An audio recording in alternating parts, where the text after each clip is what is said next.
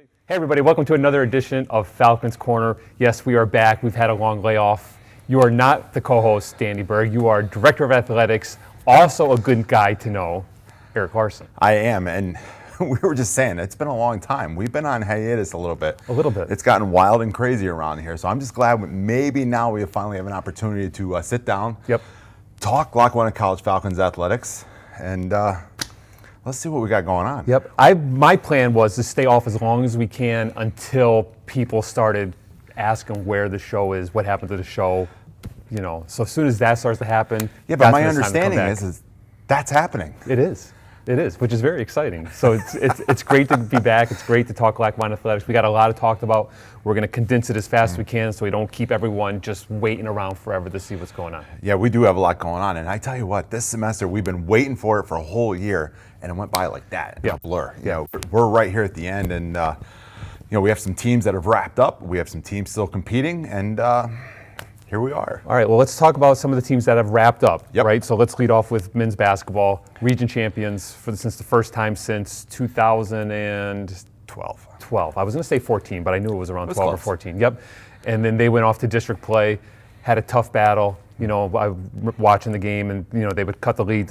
Got down early, cut the lead to 6, just couldn't get over the hump, fall back down big, and claw their way back into it, but just, you know, couldn't get over the top. But great season for Coach Gabriel and his guys. Absolutely fantastic. You know, we talked about coming into the semester where it was possibly going to be a great deal. You know, it would be an absolute success if our teams got through the semester and able to compete. And this just seemed like icing on the cake. You know, the men's team winning a region championship right here on our home court. And, we're so proud of those guys and Coach Gabriel and his staff and what they were able to accomplish through this semester. And I know I mentioned it before that he kept the whole gang together, right? So it's the first time I think since I've been here that, you know, the team that a coach started with was the team that the coach finished with. So, you know, kudos to Coach Gabriel and absolutely. Coach Allen. Kudos to him. And if you think about just how hard it was for him, you know, a lot of these guys, like, he recruited them but didn't really have an opportunity to see them in person until they got here on campus. And for a lot of those guys, like, you know, they didn't have those off-season workouts and preseason camp and that kind of stuff. You know, so a lot of these guys, they met their teammates for the first time coming here on campus. So great job by the men's basketball team. I know you couldn't be more prouder of what absolutely fantastic. What transpired on the court for the men. And I know Coach Gabriel is right on them still because he's on me making sure that, you know, they're going to be prepared for their summer workouts and stuff too. So, well, if you think about it, what a way to start. You win a region championship. You got to go up from there, right? You can't go down. Pressure.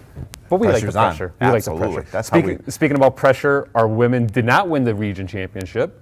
However, won the district championship and went out to nationals, and you accompanied them down to Hickory, North Carolina. I did. You know what? That was a great experience. Tough matchups down there. You know, we lost our first game to Lakeland College. Right. Who was the eventual national champion? Yep. And they were. You know, we're going to get a chance to talk to Joya and Jamiya Eaddy here in a few minutes, but they were good, very good. You know, executed very, very well. They screen you to death. They move. That was a team that they move without the ball better than anybody we've seen all year. And, you know, congratulations to them. But great experience for the women's basketball team. And, you know, for a very freshman-heavy team, you know, a lot of those girls got that experience they needed to see what a national championship feels like.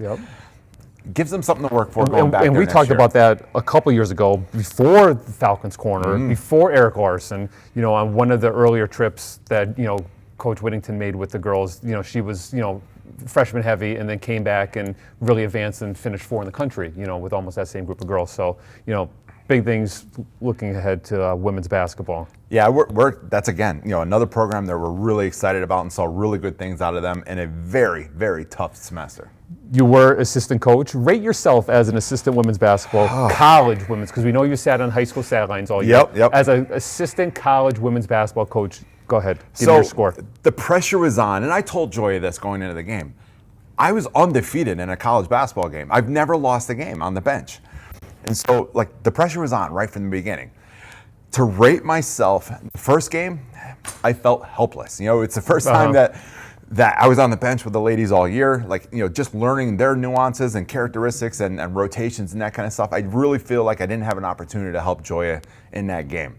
In the second game, much, much better. You know, we were more together, more fluid and that kind of thing. maybe that's why the game went to overtime. You know, we lost that shot at the buzzer. I don't know, but like, it was good, and I'm glad I had an opportunity to help Joya out like that. And you and Coach Joya are still on talking terms, correct? Oh, absolutely. After that? Yeah. All right, good. Oh, we had our moments. I'm sure. Absolutely. I'm sure. Yeah. I wish we had those on video. That'd be a nice little thing to put on the all show. All in the name of competition. Yes. We love the win. Yes. And now we're finishing up with teams that have finished. So let's jump on another one, football, who unfortunately had a quicker into their season than was initially planned. We knew it was going to be a short season for them, just 6 scheduled games, but it ended up being just 2. Yeah, you know, we've dealt with COVID issues all spring. You know, we've done regular testing with all our athletes, and we've had a couple opportunities or circumstances where programs had to be put on a pause because of you know, COVID issues within the program. You know, and we've gone through the policies and procedures and protocols, and those teams were able to get back into competition. With football, it really was all a matter of timing for their program to be put on pause. You know, they had an uptick in some COVID issues and those kinds of things, and to put that program on pause, you know, we needed to do that. Yep. That was for the health and safety of our athletes.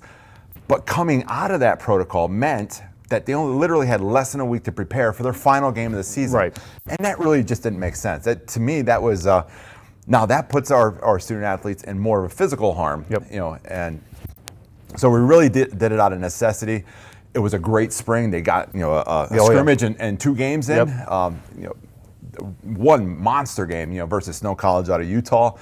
And so we did have an opportunity to put our student athletes in front of the camera and get some film on them and get them out there to recruiters so we can talk to, you know, talk to some other schools with those students. But I think Coach Duda was happy with the opportunity he had. Basically, it was like an extended spring season for them. And being around them since, you know, the middle of January, you know, I know it wasn't going to be a traditional season, and he was going to take whatever he can get, because I know he was probably in the back of his mind, he was really looking to fall of 21. Yeah, and I think he is too. And I think we really had a good opportunity to do that and prepare these students for the fall coming back, especially those returners. Right, and I know that they're hopeful that, you know, a lot of those guys are going to take advantage of that extra year and come back. But a really great job by them too, because if you think about 140 plus guys living together, training together, practicing together, you know, starting the middle of January at 6 a.m., you know, the fact that they went months without a positive test. And then, like you said, timing. I'm glad you mentioned that, because really it was all about timing. They really did an overall fantastic job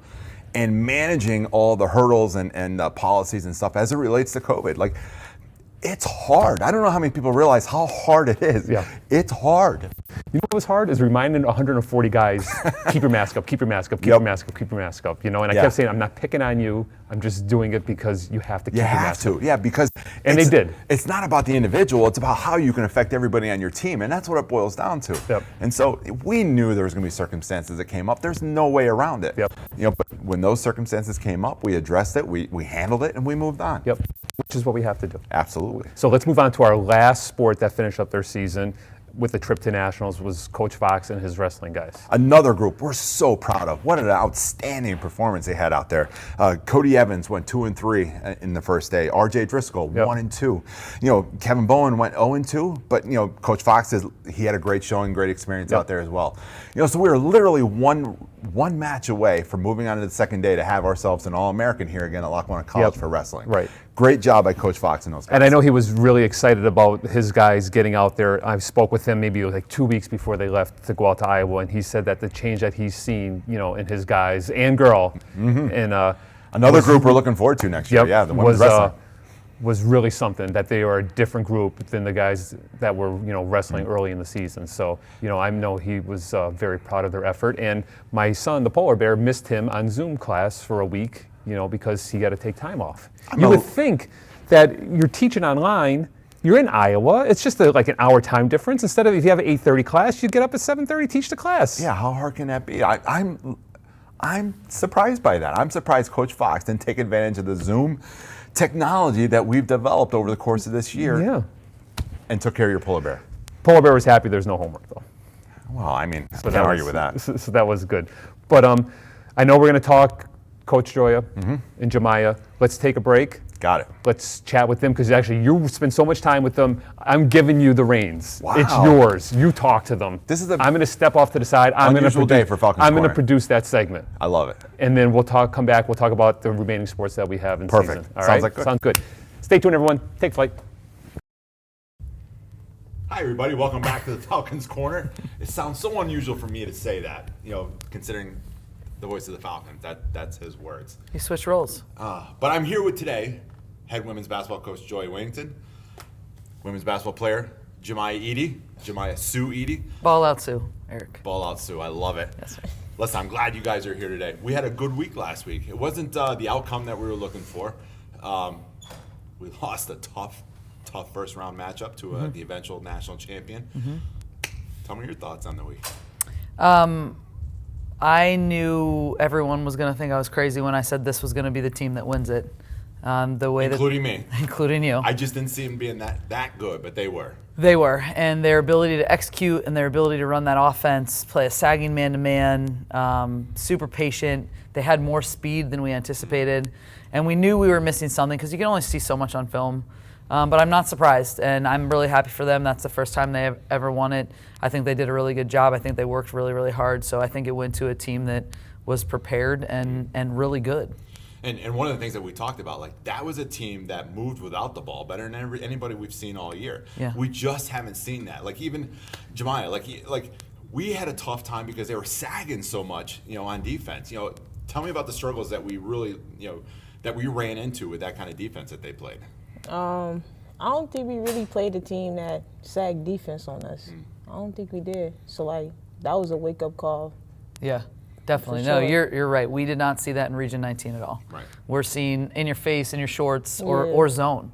So for us, even to have the answers offensively, it was tough because we were not used to someone just saying, okay, take it. Right. And sometimes when someone's in your face saying take it, you hesitate even more, especially when you haven't seen it. It's hard to prepare for when you don't see it. And you can tell Parkland being in that conference, the team they beat in the semis, that's what they do. Yep. They were ready for each other. Right. So it was interesting. It was an interesting dynamic playing those Midwest schools who have a little bit similar of a style, which is different than what we do. And you and I watched so much film going into that game, and we just didn't. We never felt like the pace that they play would ever really keep up with the game that we play. But obviously on film, it's a little different. Yeah, that's the blessing and the curse of the national tournament. You wish, because you can watch so much basketball after round one. Right. You wish you had a little bit of a later game so you can, they could have watched more. Like when we went down the year we made it to the Final Four, we didn't play that first day. Right. So all week, that whole day leading into the first game, we got to watch. Right. So they had a feel, But this year was a little bit different, Huge difference. Sue, tell me about the post game. I was up front and close. Our effort was questionable, right, at times. So tell me your experience from that first game, and actually, what did we do to take that next step? For that great effort in that bounce back game in the second game. We had really learned from it. For real, it was a wake-up call because I feel like when we was on the bus, everybody felt like, even me, felt like we just gonna go in beating them by 30. It's just gonna be good little win. Yep. And backfired on us. Right. Yeah, so we learned with it come the second game, because Joya spazzing on everybody the whole 2 days. So we had to make some shake and just wake up and just be ready to play the second game. Yeah. And one of the things that was absolutely noticeable is the practice on Wednesday. That was night and day. That gave us all a good feeling going into that Thursday game because Wednesday, there was effort, intensity. You guys were moving full speed. And I know a lot of that came from Coach Joya. She was driving you to get to that point, which is what, you always want to see for every game. So it was good to see that bounce back for that second game. Yeah. So one of the experiences that, that we had down at North Carolina is the people that we got an opportunity to meet. And one of the people I want to bring up was Carol. Yeah. What an unbelievable Carol. What an Definitely. Unbelievable woman. So she actually, she's the one that served breakfast to us every morning, and she got to know your guys' names. She knew everybody's name by the end of the week. So tell me about that experience with Carol and some of the other people that we've met down there. That was a great experience because everybody in the world is different. To meet her, that was like put a touch to my heart because like she said she got like 5 jobs, getting up at like 3. I don't barely want to get up at 8 o'clock for class. So like that just made me look at life real different and like realize like it's a lot of good, caring people with genuine hearts that care about us. Absolutely. And I don't want to bring up locker room talk, but you did talk about Carol, and tell us about that. Yeah, I think the more real life examples we can use with the student athletes so that they don't think that I'm absolutely nuts all the time, the better, So I just think that was really important for the girls to see and understand and just try to put it into a little bit of perspective for them. She really impacted us every day. And what I wanted them to understand was every day, and like it was funny because I saw her getting tired on like Friday, but she still kept she kept her energy up. But every day, regardless of what her night was like or how many jobs she worked, good morning, how are you? How can I help you? How can I serve you today? With a lot of energy and just a lot of, attention to detail. Oh, you want this today? Oh, you want that today? Oh, good luck. Just so many compliments, so kind. And it's rare that you come across someone like that every day, consistently every day. It's early, and I tell them early on, everyone can do this the first couple days, the first couple weeks even. But what are you going to be like in month 4? Are you still going to have that consistency? So I think she was a great example. It was really, the whole staff, the whole hotel. They were wonderful. I think the hospitality down there was amazing.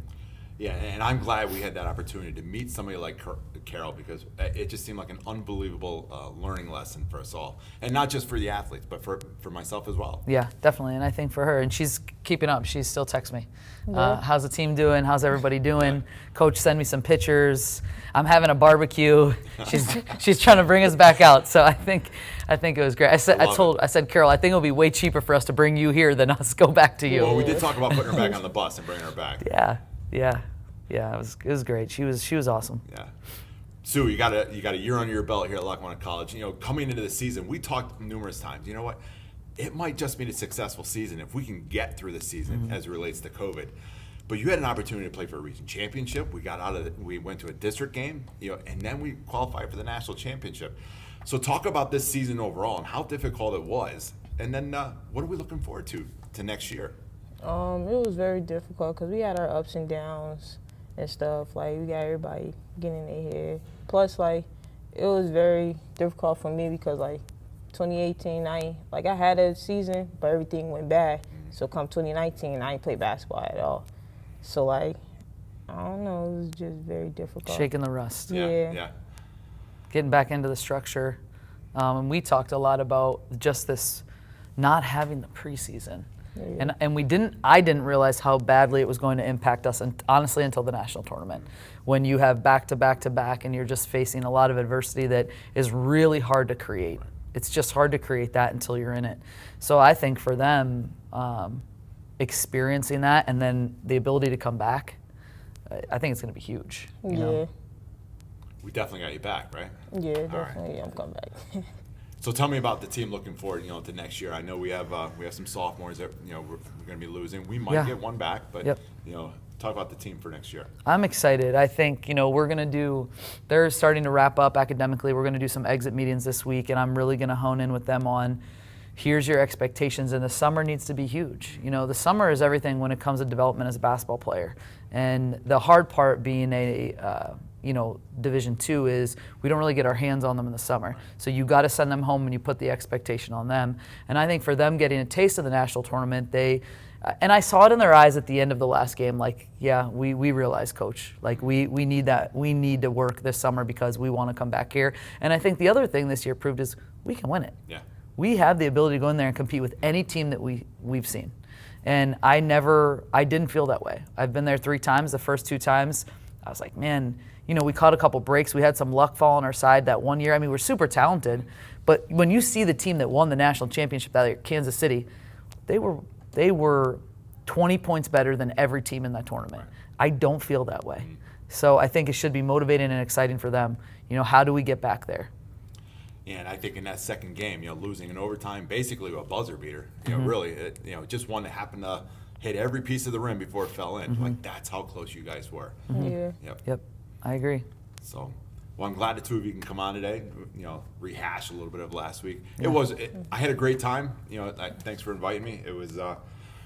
I did tell Voice of the Falcons I was undefeated on the college coaching ranks, going into that week. Pressure but now on us. now I'm 0-2, so we'll move on from there. We need to shout out VIP. VIP, absolutely. Marianne, I apologize for missing you. I can't miss you. Like, huge help last week, and we thank you very much. The girls definitely appreciated your time with us as well. Yeah, no, we're thankful, just our program to the college community, the support they gave us, administration allowing us to go out there and compete and funding us and really backing us. I mean, we are honored and we are excited to go back to work and get out there again and win it.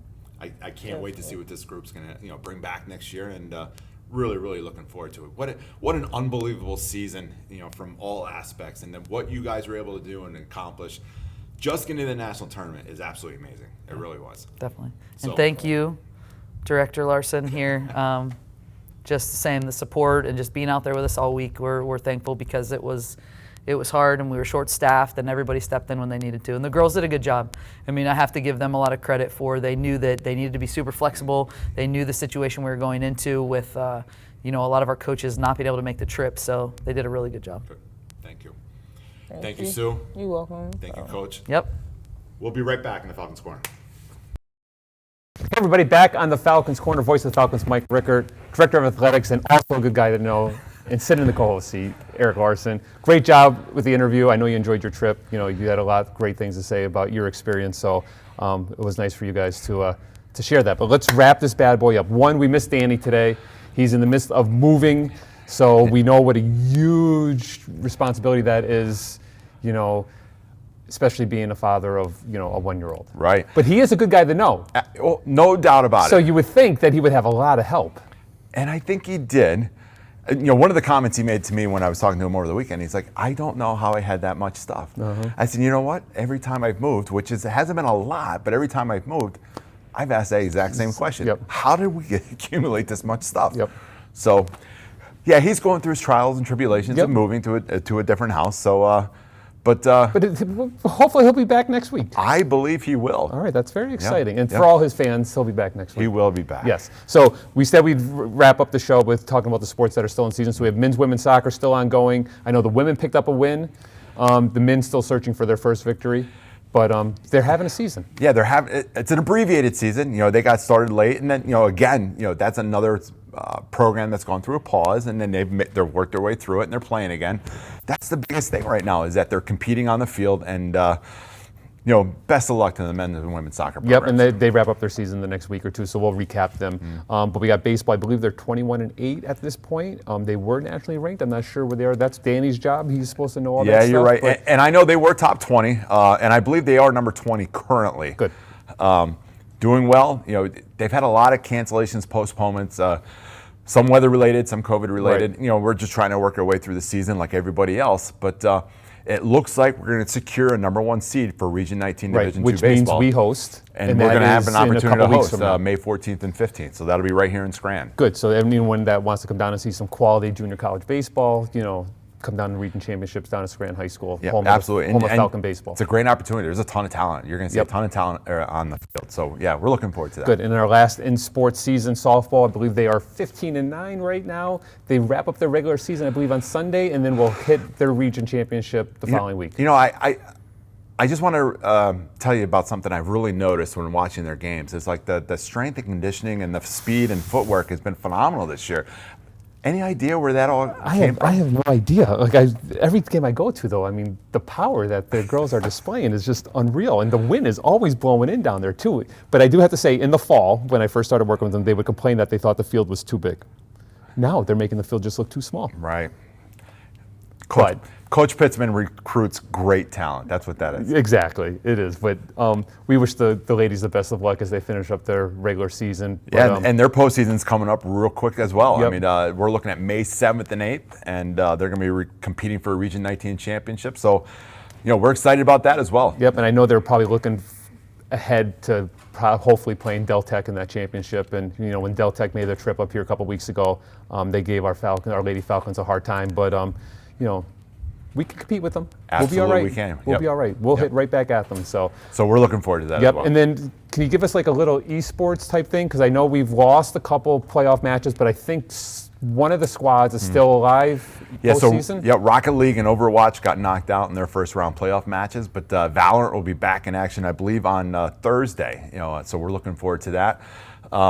Those guys will be competing for the NJCAA Championship. And you can watch that on Twitch.tv. And this time it's not Lackawanna EDU. This is Twitch.tv/NJCAA. Oh, nice. So something to look forward to. All right, awesome, good. And then, of course, you may be bringing out some streaming equipment for some of our home, games event too. So always check our YouTube page, the LC Fan Network, or our Twitter, or our Facebook, or our website to see where you are roaming with that camera. Listen, we're always trying to keep everybody in the game as much as we physically can. And I do have to say, I did produce that last segment with your interview, and I did mess up, because we had a problem with the camera. So if there's anything, I'll take the heat if there's any problem with that interview. Okay. I'll take it. I got big brush. It's just like being at home. So but I have to make a notation in the credits that roll at the end of the session. Executive producer Mike Rickard for that. Yeah, well. Like a co-executive producer Mike Rickard. Oh, I like that. Just for one time. Okay. All right, good. Awesome. Thanks for tuning in. Best of luck to all our Falcons, Lady Falcons. We'll see you next week. Take flight.